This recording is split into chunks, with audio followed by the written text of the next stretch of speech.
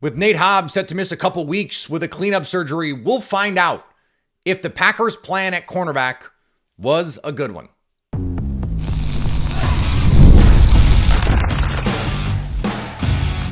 You are Locked On Packers, your daily Green Bay Packers podcast. Part of the Locked On Podcast Network, your team every day. You are Locked On Packers, part of the Locked On Podcast Network, your team every day. I'm Peter Bukowski, and I cover the Packers for The Leap, a newsletter I would love for you to subscribe to. Follow me on Twitter, Peter_Bukowski. Follow the podcast on Twitter, Locked On Packers. Like us on Facebook. Subscribe to the podcast to iTunes, Spotify, Google Podcasts, wherever you find podcasts, you will find Locked On Packers, the #1 Packers podcast on the internet, and the show for fans who know what happened, they want to know why and how. Thanks to everyone who makes Locked On Packers their first listen every day. We hope you like starting your day with us as much as we like starting our day with you. We had late breaking news 2 nights ago, I think, now that Nate Hobbs is going to have a cleanup surgery on his meniscus. He sort of hinted that maybe he could have played if he needed to, but that this was a preventative measure so that there were not issues down the line. Now, this is a player who has missed time over the course of his career.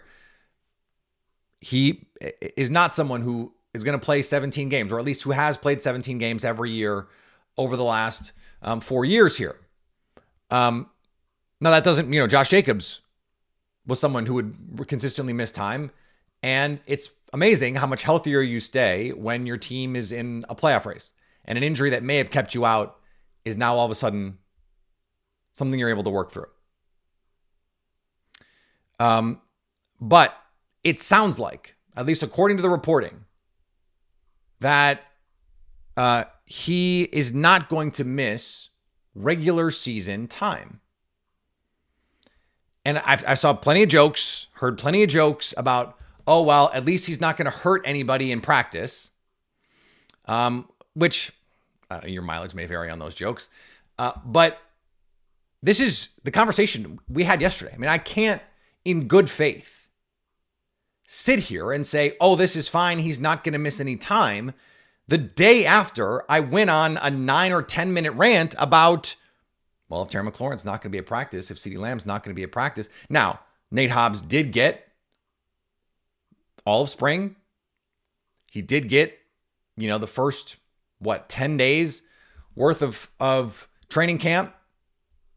He's going to be able to then take the mental reps. He understands what's being asked of him. He's a veteran. That's what you're going to have to bank on here. But he's going to have to go out week 1 and handle Jamison Williams and handle Amon-Ra St. Brown and Jared Goff and go make tackles on Jared Montgomery and Jahmyr Gibbs. And then in week 2, 3 days later, he's going to have to go play Jaden Daniels and presumably Terry McLaurin and Deebo Samuel and Zach Ertz and Cliff Kingsbury. You got to be ready for that stuff.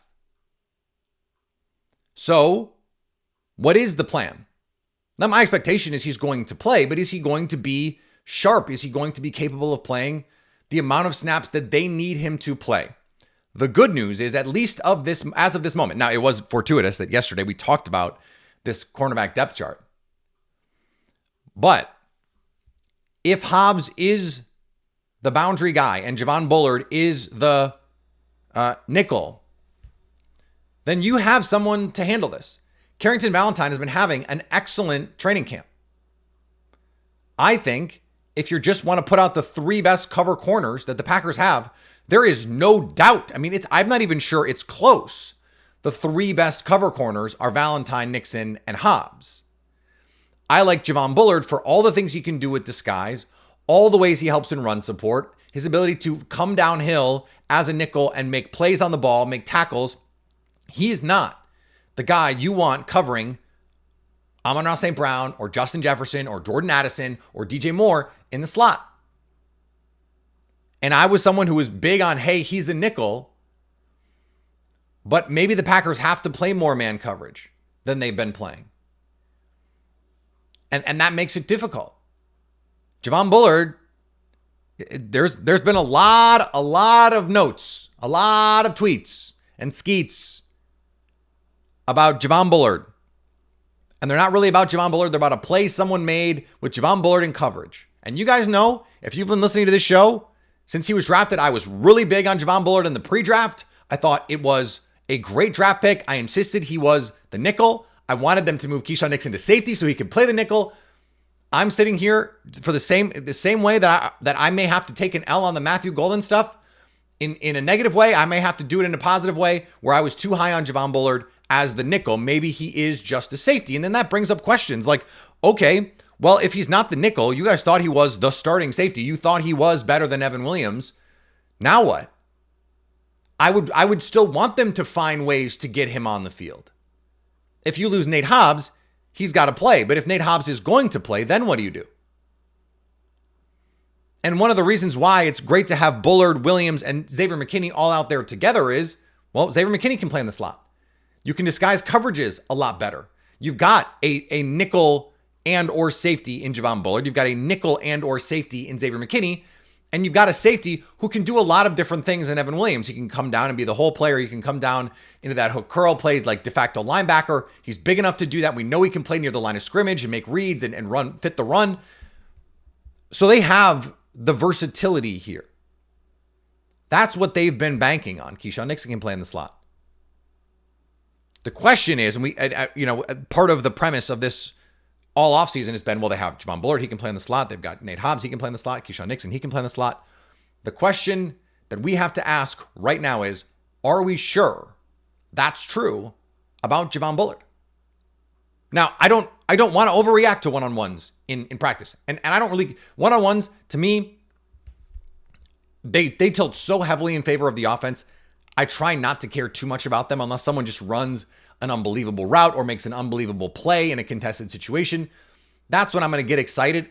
Anytime the defense makes a really good play, anytime they have someone like smothered, that's usually an incredible rep because no help, no one else on the field, no other responsibilities. It's just man v man, you versus grass. That's tough. But also, it's every offensive coordinator's dream to create a situation where it's you versus me, no one else on the field, at least no one else that can help, and it's the offensive player against grass. Matt LaFleur does this as well as anyone in the NFL. So that's part of playing defense in the NFL. Do you have those answers? If they believe Nate Hobbs in a given matchup is the best guy to play in the slot, to be that nickel corner, then how do you use Javon Bullard? Because I still think he's one of their best 11. I would just like to see them throw base personnel then in the trash and just play big nickel as your base defense. Have Bullard, Williams, and McKinney on the field together. You have your four-man front, you have your two linebackers, and it's basically, your traditional nickel in some ways. But you have that extra, it's really, I guess it's big dime really then, right? Because you have your three true corners plus Bullard. Maybe that becomes nickel. I don't want to get into the nickel issues, big nickel. I still think I think Javon Bullard is a useful player in a lot of different ways. I think Nate Hobbs is the best pure cover player in the slot on this football team.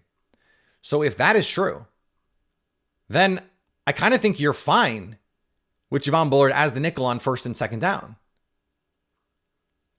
But then on third down, in the red zone, maybe you want to make some changes.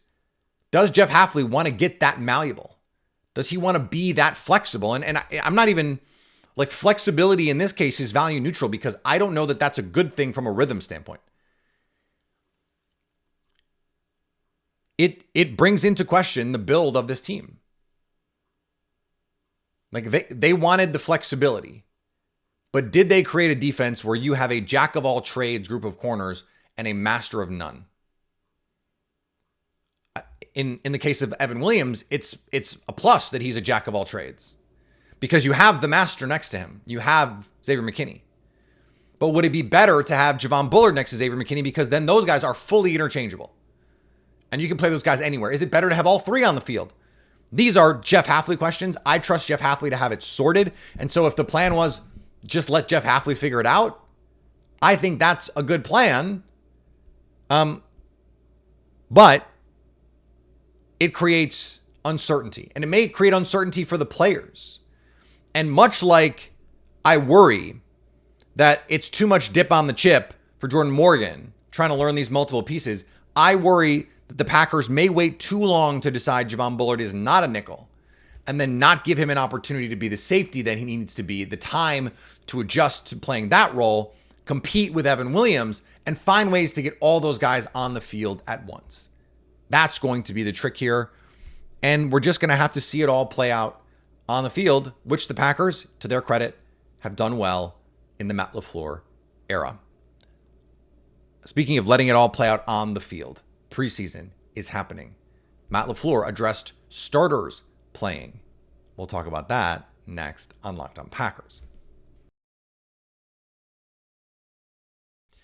This episode is presented by Yahoo Fantasy. It's the best time of year. NFL kickoff is almost here, and that means fantasy football season back in full swing. And this year, Yahoo Fantasy is turning things up with a fantasy experience like never before. This year, me and Locked On Packers are playing on Yahoo Fantasy. You should too, whether you're a first-timer or a veteran making your millionth league. I am a Yahoo Fantasy purist. When I think fantasy football, if I'm going to play fantasy football, it's just, there's no question. We're using Yahoo, period. To celebrate 28 years of fantasy football greatness, Yahoo Fantasy is dropping 28 big new features over 28 days throughout August. To kick it off, they just dropped Yahoo Fantasy Guillotine Leagues, a killer new way to play Yahoo Fantasy Football, where the lowest scoring team gets eliminated each week until there's one team left standing. With the season around the corner, now's the time to get your league together and give this new mode a try. If you're more into the classics, you can still play head-to-head private leagues or join a public league. Stay tuned for more killer announcements and start playing Yahoo Fantasy Football now at yahoofantasy.com/LockedOnNFL. Matt LaFleur gave a cheeky answer. An answer that I'm not even sure resonated the way that I thought it would in the room with the beat writers. He said, when asked about playing starters against the Jets this weekend, he said they're football players. They should expect to play. Importantly, he did not say they will play, and in fact, specifically said some players will probably not play. This hand-wringing every year over starters playing in the preseason is mostly foolish. It doesn't really matter. And now, this has become de rigueur around the league. Joint practices are your preseason games if you're a starter. The preseason games are, as Bob McGinn used to always say, not preseason games, they're exhibition games. And they are exhibitions for the fans and for the coaches. They are always, or almost always, fringe roster players. It's for the guys 45 through 60 on your roster, if you're going to rank them like we did over at the Leap. It's their competition. Now, there are going to be some players who are backups, borderline starters, who pop in preseason that may get some opportunities. I would say that, in terms of a useful tool, is fewer and further between than we'd like to admit. I think more often what we see is you have, if you're a real one, you remember Vic So'oto, and you see these like fourth and fifth string guys pop, and you go, should that guy be starting? And then they finally get in an NFL game and they just cannot play. And you're just like, okay, well, I'm glad we wasted all that time talking about Vic So'oto. Shout out to my guy. That's usually what happens in the preseason. Now, there have certainly been times when someone announces themselves in the preseason. Someone who is, let's say wide receiver 4, and it's like, actually, this guy's a player. Or they're cornerback 4, and it's like, actually, this guy's going to push to start. A young player, someone like Nazir Stackhouse, and you just watch him go out there and dominate. Now, the offensive lines, it's rough, man. The second and third string offensive lines in these preseason games are brutal. So what you want to see is Warren Brinson and Nazir Stackhouse and these guys out there, Baron Sorrell, getting after these backup linemen. And we're going to. The rookies, by and large, I would assume, are going to play. I would not assume Matthew Golden is going to play maybe a series or two. After that, I would assume Anthony Belton is your starting right tackle. You trot out Jordan Morgan there at left tackle, Anthony Belton at right tackle, and see what you can do with Malik Willis. I don't even know how much Malik Willis is going to play. Like, I think this is going to be a heavy Sean Clifford and Taylor Elgersma game. That's usually what these first preseason games are about. Let's just do the exercise. Who is a starter who your perception of them would materially change based on what you saw in the preseason? Just give me somebody. Give me a name. I don't think there is a name because, first of all, let's say you pick Rasheed Walker. Who's he going up against? Are the Jets going to play anybody? No. It's the joint practices where you're going to see starters versus starters. What you want to see is young players who have taken a step. You want to see, this is like in Summer League, you want to see that second or third year player who is out there playing look like he should not be out there playing. Like he's going to hurt somebody. Like he's just better than everybody else. Like if Luke, I don't know that Lucas Van Ness is going to play in the preseason, but if he does against backup offensive linemen, you want to see him just tearing people apart. That's what you want. Maybe he's the guy.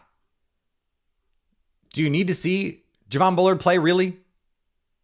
They're not going to do the disguise thing. They're not going to do a lot of the things that make him such a useful player in the first place. So I don't know that that's useful information for us. You'd like to see Marshawn Lloyd, but we don't know if he's going to be healthy. That would be one player. And I think he was one of the players I was most excited to see. And some of the players I am excited to see, I assume we're going to see.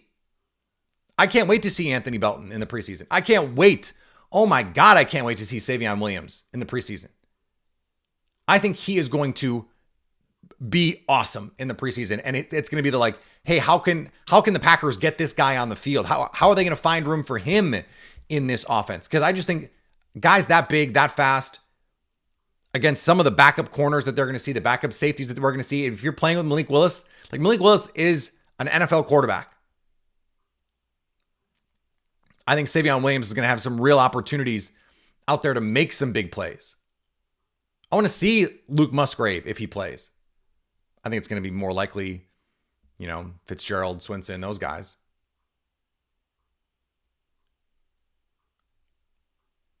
Most of these players, the starters and borderline starters, I just don't know what you're going to see unless they're rookies or the second-year players that we haven't got a lot to see.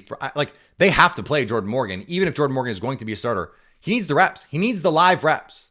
You want to get him up to speed, whether it's left tackle or right guard, and you kind of want to see him play both. They did this with Zach Tom when he was a rookie. He played multiple positions in the preseason. You want to give him that opportunity, especially given what happened on Family Night. And I know I saw a lot of pushback from folks that are like, oh, well, I guess we're going to evaluate Jordan Morgan's entire future based on one Family Night practice. No, we're not. You take the body of work here that says he looked like a guard in college. He came to Green Bay. Despite whatever they said, they played him at guard. Rasheed Walker had not proven anything, really. And that was why they took a tackle in the first place. Right? It was why the tackle was considered a need, because we didn't know what they had in Rasheed Walker yet, because he'd started 8 or 9 games in his career. He played guard. He's a guard. I want to see him play guard. I want to see him play tackle. Let's see it. Because then if he can't block the Jets' second string pass rushers, then it's just got to be over. It's time to end the charade. He's a guard. Let him compete with Sean Ryan, and we move. And maybe you do the same with Javon Bullard. Let him play. And if he can't cover these second string and third string receivers against, I guess, Tyrod Taylor, then you have your answer. He's a safety. Get him back at safety. The depth chart. The depth chart came out, And as always, people have takes. I don't. I'll tell you why next. Summer sports are in full swing, and whether you're all about baseball under the lights, golf on the green, or high-stakes soccer action, FanDuel is the best way to make every game even more exciting. You're already following the action. Why not make it a little more thrilling? With FanDuel, you can get in on the game with your friends while they're getting sunburned on the beach. FanDuel has been booking my NFL futures. I've been liking the Broncos. Better than 3-1 odds on them to win the AFC West. And the Cowboys to make the playoffs. I've got the Jaguars at better than 2-1, I think, to make the playoffs. I don't know what the odds are today, but go check those out. I do like them. FanDuel's got you covered. They got you covered. New to FanDuel, new customers can bet just $5 and get $150 in bonus bets if your first bet wins. Open the FanDuel app today or visit FanDuel.com to get started. The unofficial depth chart is a liar. It's just a liar. And generally speaking, these are not really that put together by the NFL staff. Like, this is not them saying this is QB1 and running back 1 and running back. That's not what's happening here. And depending on who you believe, the media staff for these teams has a pretty big hand in how these get put together. That being said, Jordan Morgan is listed at tackle, the backup tackle. Javon Bullard is listed as a safety, a backup safety. And Matthew Golden is listed at backup receiver, although I will tell you yet again, in team, first rep, 21 personnel instead of 12, 2 receiver set. It's Matthew Golden and Romeo Doubs. It's been Matthew Golden and Romeo Doubs. They've opened the majority now of practices that I've been tracking anyway in big personnel. Matthew Golden has been the receiver opposite Romeo Doubs, I believe, every single time. Now, they opened in 11 personnel one time that I can remember, and Matthew Golden was not out there. It was Wicks, Doubs, and Reed. They're telling us what's happening here. I don't think it's reflected in the depth chart. Now, do I think the depth chart reflects the way that I think week 1 is going to look? Yeah, Rasheed Walker is probably going to be week 1 left tackle. Sean Ryan and Jordan Morgan are probably going to split the right guard duties week 1. Maybe Jordan Morgan gets some time at left tackle. Again, I don't think that's a smart idea. Lucas Van Ness is your starter on the outside. Interesting, Isaiah McDuffie, that first linebacker, when it's actually been Isaiah Simmons out there with Cooper and Walker. Now, part of that is Simmons was out there because McDuffie was out there with Cooper. We'll see when everybody's healthy. Walker's still working his way back. I would rather see Isaiah Simmons out there personally.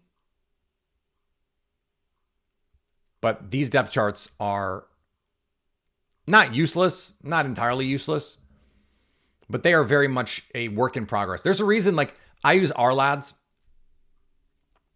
and there's a reason that they have archived it by month. Because you can go back and you can look August 1, September 1, October 1, November 1. Because guess what? It changes constantly. Constantly, because injuries happen and player movement happens. And this player, it gets better, and this player gets worse, and this player gets traded. And there's so many reasons why these things change. The things that I always look for on the depth chart is where are guys listed? Not on the depth chart in terms of like first line, second line, third line, but positionally for the guys where there are questions. Anthony Belton, right tackle. Has he repped at some guard? Yes.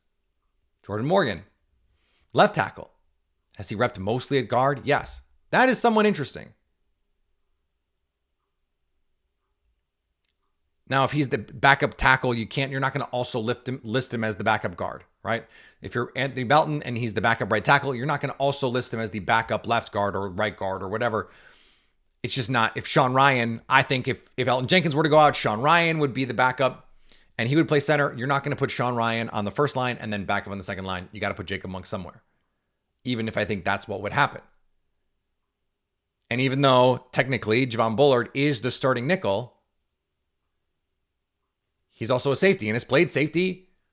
And on the clip, I believe on the clip where he got burned by Romeo Doubs, he was playing safety in that clip, I believe. They have had Evan Williams and Javon Bullard out there together, back to our earlier conversation, a number of times so far. What will be interesting is this is a living, breathing document. How does it change? If something changes in a week, in 2 weeks, that will suddenly be interesting. So this is a paradox. I don't think it matters much this minute. But as a starting point, it is useful. Because if something does change in a week, 2 weeks, you can look back and say, okay, well, maybe that didn't mean much then, but the fact that it changed means something now. If Jordan Morgan is all of a sudden, it's week 1 and they put out the depth chart and it is Jordan Morgan at backup right guard, then you know what the deal is. Now, we'll know in practice before then because we'll have seen the work that they're doing. We'll know over the next couple of weeks where Jordan Morgan is lining up the most, where Javon Bullard is lining up the most. Now, with Nate Hobbs out, I don't know that they have many options. I think Javon Bullard is just going to be the nickel corner here. Now, maybe they experiment, figure out some ways to get everybody on the field. Hey, Keyshawn Nixon, can you play in the slot a little bit? Hey, Carrington Valentine, let's see how you look in the slot. The problem with Carrington Valentine in the slot is, as a run defender, that's already the problem that he has. And he's not the fastest guy. He's not the most nimble mover. He's someone who is a 3 deep, 4 under zone corner, who can get in your face, press you at the line, and then can play off and make plays. That's where you want him. You don't want him running, horizontally across the field in man coverage. You don't want him against receivers with a two-way go in the slot. An extremely difficult thing to do for anybody. It's why having a good player like Nate Hobbs in the slot is so valuable, and why I think, especially in high leverage moments against the best teams, against the Lions, against the Vikings, when they put Justin Jefferson in the slot, against the Eagles when they put A.J. Brown in the slot, against the Cowboys when CeeDee Lamb is in the slot a ton. I think you're going to see Nate Hobbs in there a bunch. I think it's going to be so game plan specific. And I think that's true of the whole team. So I hate to be like, none of it matters, eat Arby's. But it is going to change so much week to week, day to day in the building. They're certainly not going to update it on the website. That's the part of it that is most interesting to me. We're gonna be paying attention here on Locked On Packers. Certainly, if you're a very, a fan that wants to be reading all the tweets and reading all the articles and doing all that stuff. By the way, subscribe to The Leap if that's you.